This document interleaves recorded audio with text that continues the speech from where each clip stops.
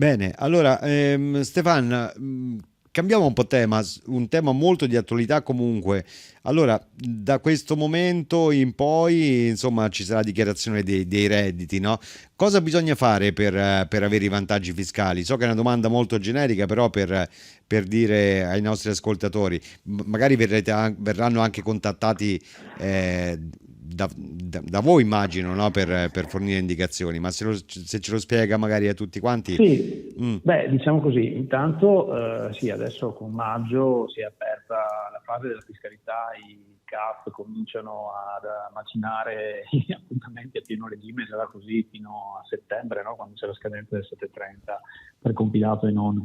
In realtà chi è iscritto ai fondi di previdenza complementare effettua versamenti per il tramite della busta paga, sì. voglio dire, la maggior parte delle persone non deve fare nulla perché il beneficio fiscale viene goduto direttamente in busta paga e attraverso la busta paga transita nella CU e arriva infine alla dichiarazione dei redditi.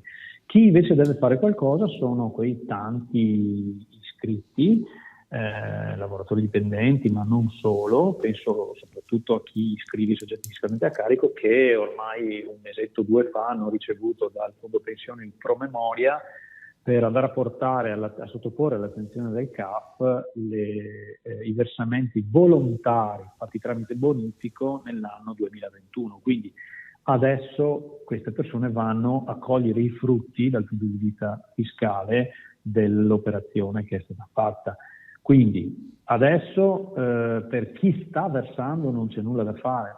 Tanto per dirti, abbiamo registrato, dato fresco proprio di qualche giorno fa, il valore complessivo dei versamenti ricevuti dal fondo nei primi 4 mesi dell'anno. Siamo a 108 milioni contro i 98 dello scorso anno, quindi c'è una forte crescita legata probabilmente anche proprio alla volontà di beneficiare dei vantaggi fiscali che sono, guardate, un supporto importantissimo in una fase di mercato che è debole per le questioni che abbiamo detto prima, perché a parità di condizioni il vantaggio fiscale è una sorta di garanzia che mette lo Stato, quindi se uno la perde poi ha poco da lamentarsi anche, diciamo così.